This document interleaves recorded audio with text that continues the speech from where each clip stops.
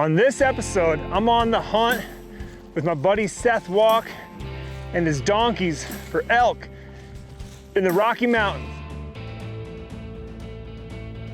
I meet up with Seth and his business partner Ward Butler to talk donkeys and start packing for our trip. All right, Seth, why donkeys and not a horse or a mule? I think their temperament is the number one reason for me. Easy to be around, they don't get real excited. I think the other motivating factor is these guys are hardy. They can eat grass that a horse can't, so maintenance is pretty low on these guys. And tell me the names, all four. Dottie, Denver, Delta, and Daphne. Daphne. All right, Ward, you've got donkeys, but they look a little bit different than these two. How do you get a standard versus the mammoth? Like, where does that come from? A mammoth was just bred for size. They were used to develop the draft mules that, kind of forged agriculture in this country. And you guys have just started a business with these animals, yeah? Yeah, we just started a company called Haulin Ass Backcountry. So what exactly does Haulin Ass Backcountry offer? We offer game retrieval. We're permitted in the Helena, Lewis and Clark National Forests. So if they get a bull down, we will go and we'll pack their animal out. Cool. Haulin Ass Backcountry. All right, so we're gonna build what's called a Manny here before we head to the trailhead. Explain a Manny and why you use the Mannies instead of just going panniers. It's a square piece of canvas. You just lay that out on the ground, throw a bunch of stuff in, fold it up and wrap it like a Christmas present. It's nice because if things are bulky, like your tent gear, you can have a big Manny. Panniers, you're sort of working with whatever size the pannier is. Mm-hmm. Mannies get that weight up on their withers. Panniers, they can hang a little lower, especially with these standard donks. It just gives you more control over where the load is. Right, because it's like you just put whatever you want in there and wrap it up into a nice bundle and right. You go.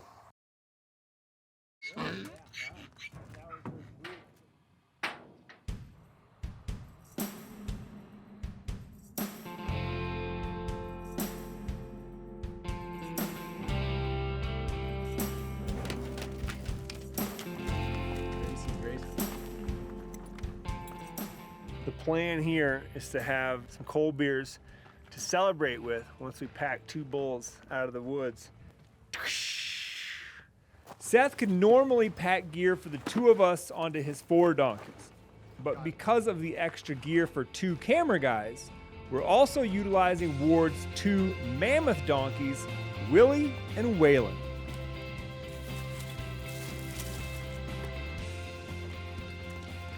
I think these trees right here have plenty of flat spots. Okay. First order, just get these guys all tied off separately. Yeah, try to find some trees maybe and we'll get them tied up. Take the mayonnaise off, the loads off.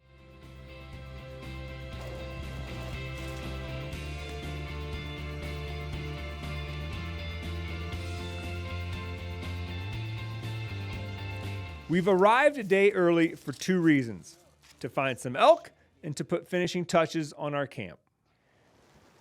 We should probably be careful when we get to the top, because I imagine that there could be elk right there. Be quiet.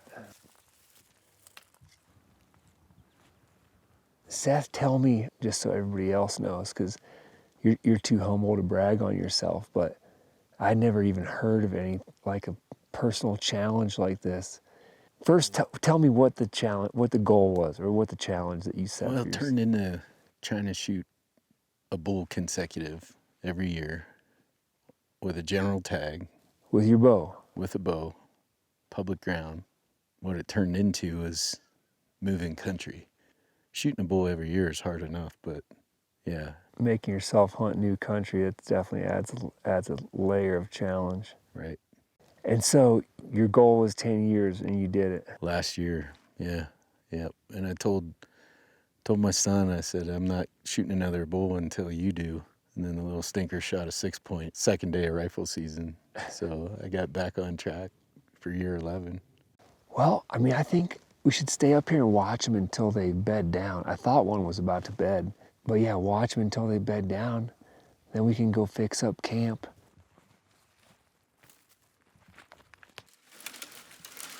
Like Seth said, these donkeys can eat the native forage, but they need room to roam.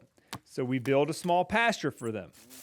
This will keep them fed until hopefully we need their meat packing services.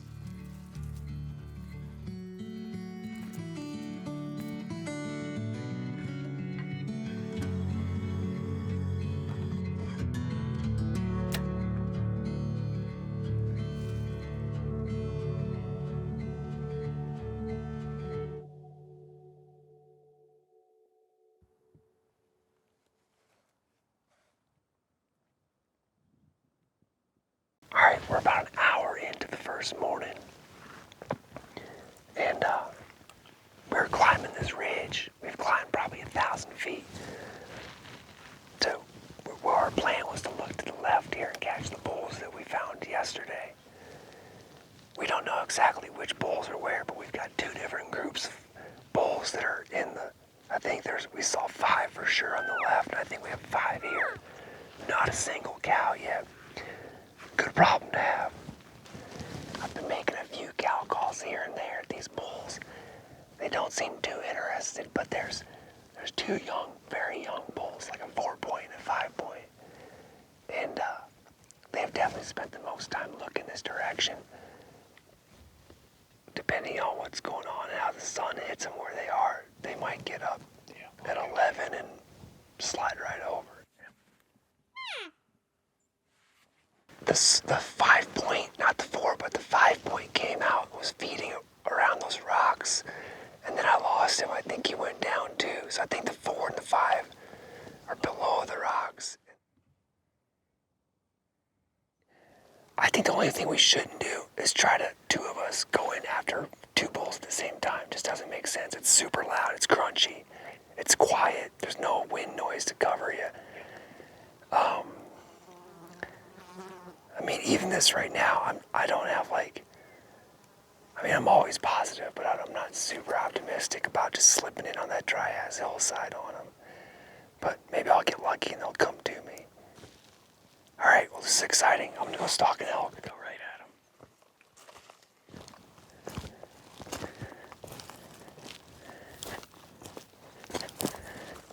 Awesome. He just stands up out of his bed.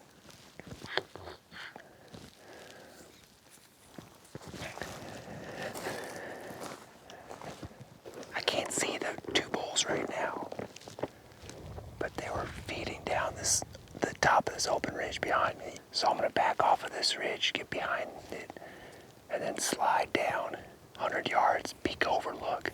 Slide down 100 yards, peek overlook. And hopefully I'll find him again. So I'm just gonna keep my elevation and just get on the ridge with them.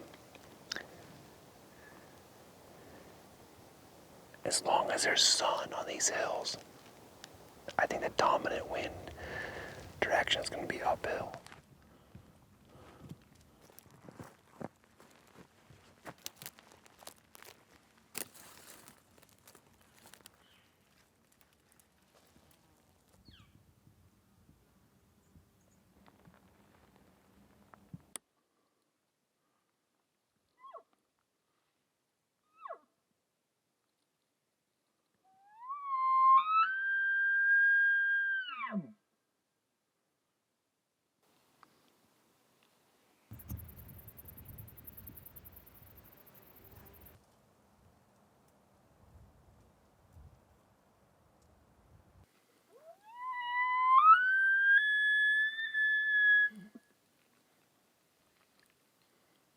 He's not that interested.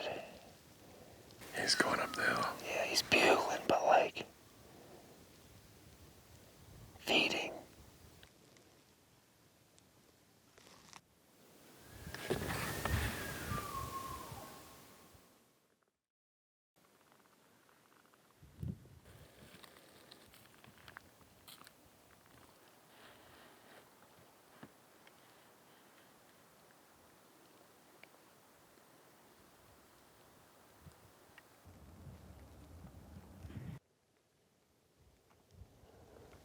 He's definitely eyeballing us for some reason.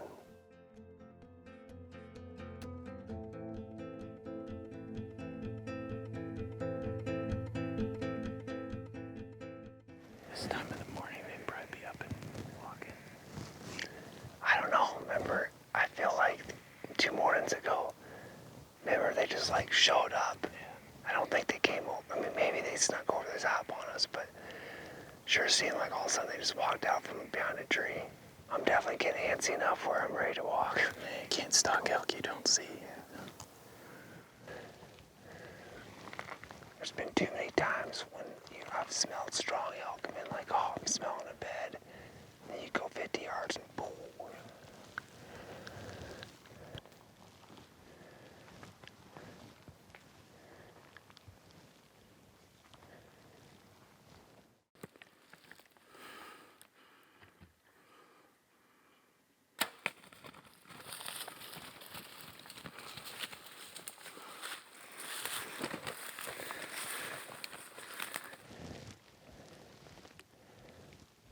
Wow.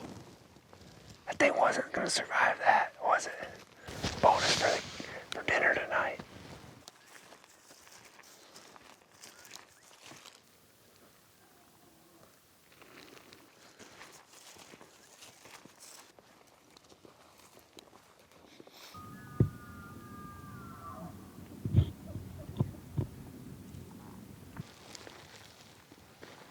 You've probably noticed that we're hunting in a spot where we can't hunt certain zones. It's not private land, but it is another unit. So we basically are hunting in a unit that's next to a draw unit.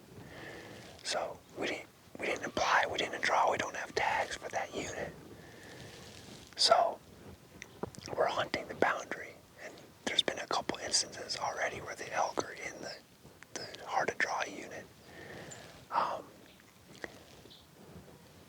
Hopefully it's not all going to be like that all week. You know, the hopes is that that's sort of a sanctuary, and obviously the elk don't really know what the boundary is, and they go back and forth. So, but right now, these elk that we're looking at, listening to, they're in the other unit. So we can go walk in there. We can look at them, but we can't hunt them. They got to come across this ridge line that we're walking on for us to be able to hunt them.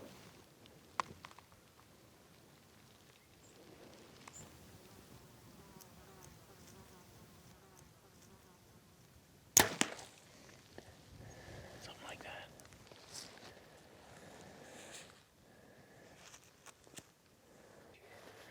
Same spot, looks like. I mean, just base of the wing. I mean, but, oh, look, it went through it. All right, we're splitting up, cover more ground. That worked last night to find some fresh elk. Anyways, it'll be good to see some new country. As much as I want to go back into what I already know, Right. it'll be good to see some new shit.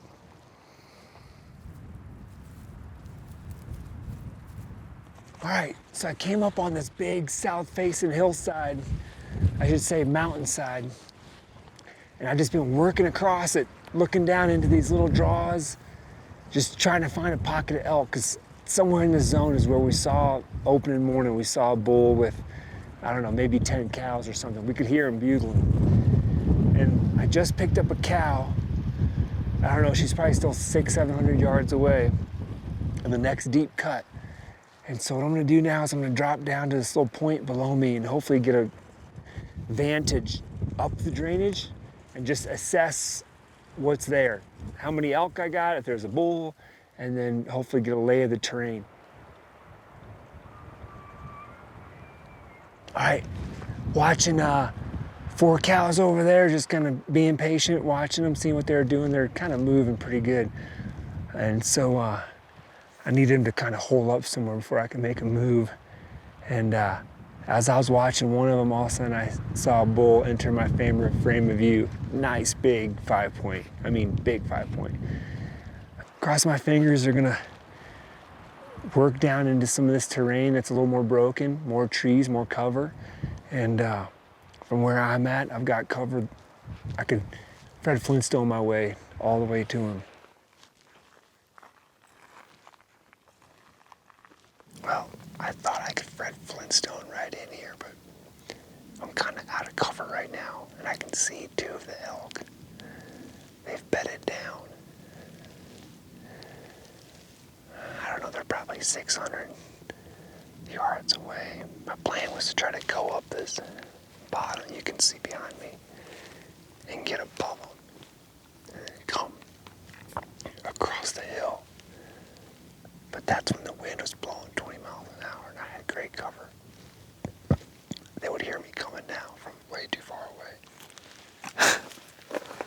Something just spooked the hell out of them.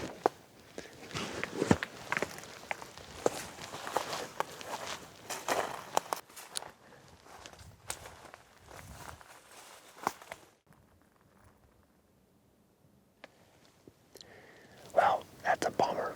That's elk hunting for you. I don't know what happened.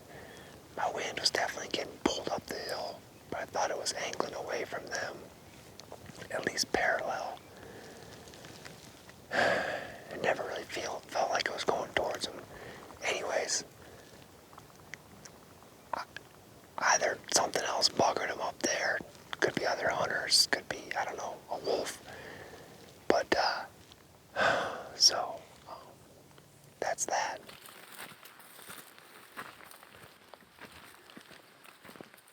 Well, tell me a story. So we're almost out there and the hill's starting to drop off and we're, you know, in ninja mode the whole time and heard a stick crack. And I was like, it's so calm. I better put an arrow in.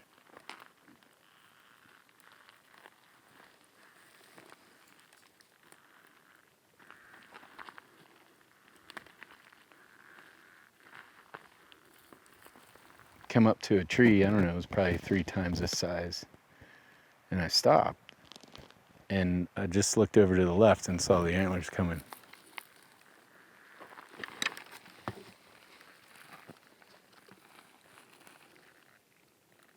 When he came out, he eyed us, you know. And when he stopped, his vitals were right in a V. And I was like I'm blasting through that every day.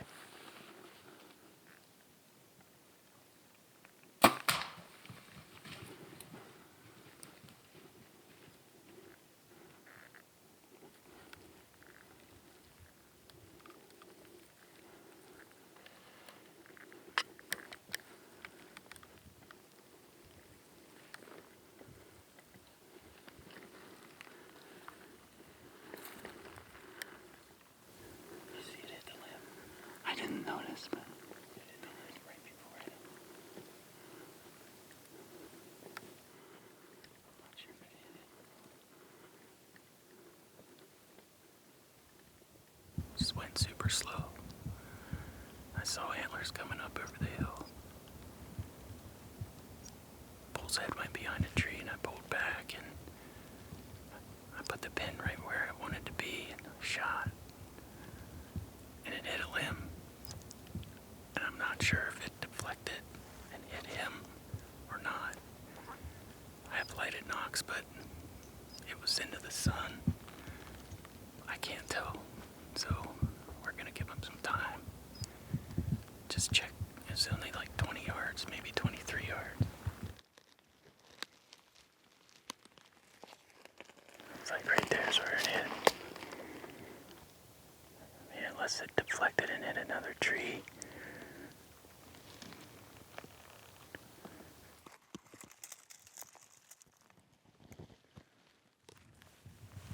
I think I exploded an arrow right above him. Yeah, I didn't see that limb. I liked the shot. I thought he was dead to rights. If you look at the end of this arrow, it's wood. Yeah. And sap. There's no meat, there's no blood, there's no hair. So I think what happened is when that hit, it went this way and the end of the arrow hit the limb and just smashed it. How far was the shot? 23, 22, nothing. Only a backcountry elk hunter knows the gut-punching feeling of releasing an arrow after days of hard effort in the mountains, only to have it knocked off course by a limb. Seth knows that in a week of hard elk hunting, a hunter can only hope for one solid opportunity. When the goal is thwarted by an unseen limb barely an inch in diameter, it can be hard not to get in the dumps. It hurts. But a seasoned hunter like Seth lets it go and knows with hard work he'll manifest another shot.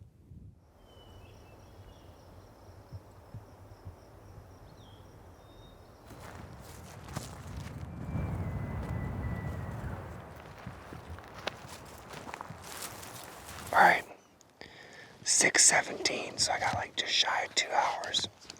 I finally got my first bugle. I was getting ready just to bail off this hill because it's a bit windy. One bugle, that's all I need.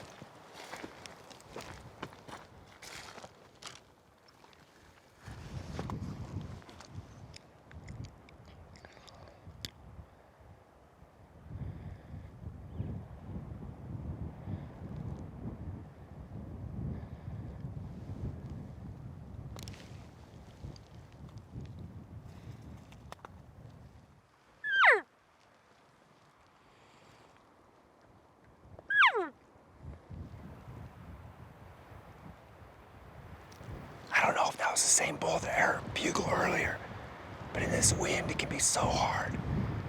He's just bird dogging that track.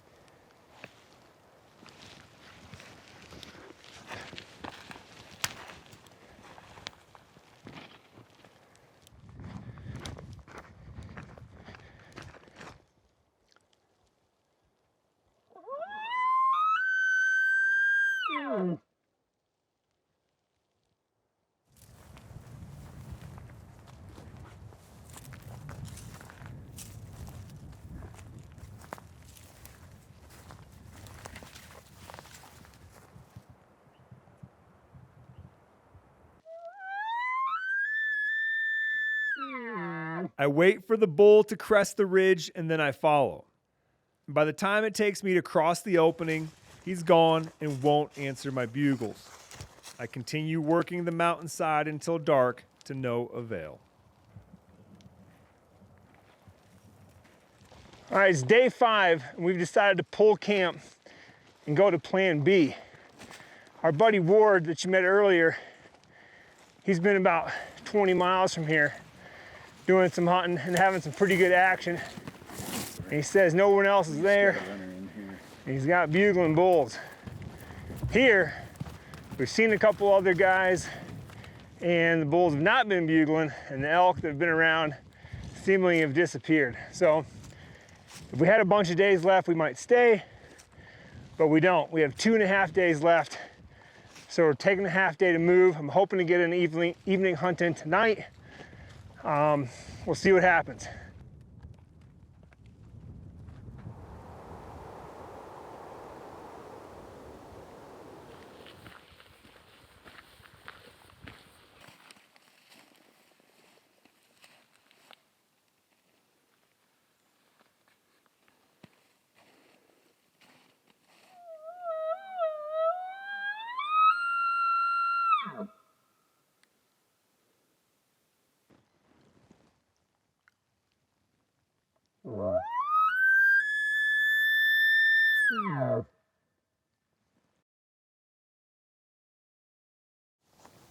Last day of the hunt. We came in here. We're after the storm. It's super fogged in. Well, up high it is. Anyways, we're in our zone where we want to hunt. But we're not in here more than 10 minutes. And we're on a fresh grizz track. And unfortunately, it's going the same way that we're going. So we gotta figure out what we're gonna do now. We gotta get around it.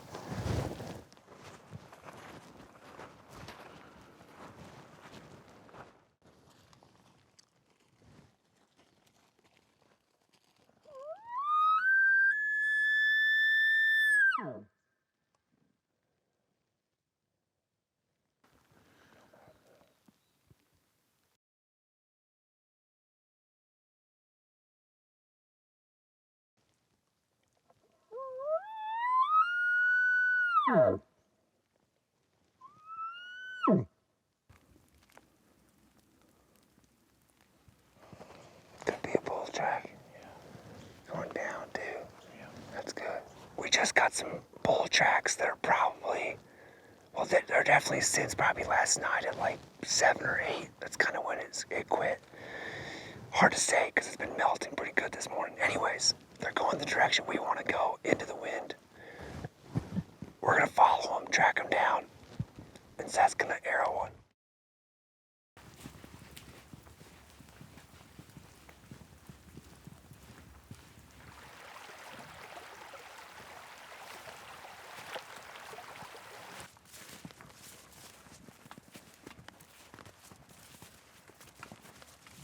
I think we should. This is the best thing we've had going all day.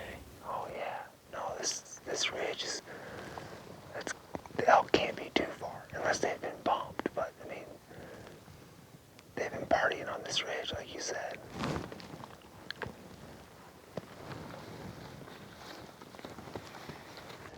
I mean, there's nothing to say that now going back down this hill, I'm not gonna just bugle one in for you. Well, they're bumping across here like crazy. Yeah. I mean, that's a hot crossing today.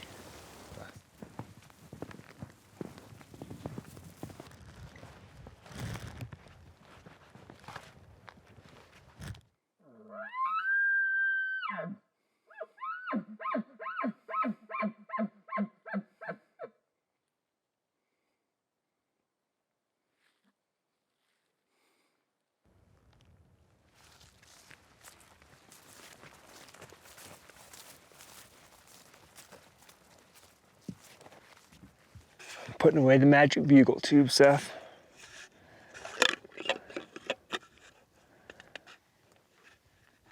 It's sad. It is sad. It really takes the wind out of my sails to admit defeat for at least this week. Although Seth's and my hunt with the donkeys came to a close, Montana's archery elk season was just beginning. Seth went out for a day hunt the following week and kept his streak alive.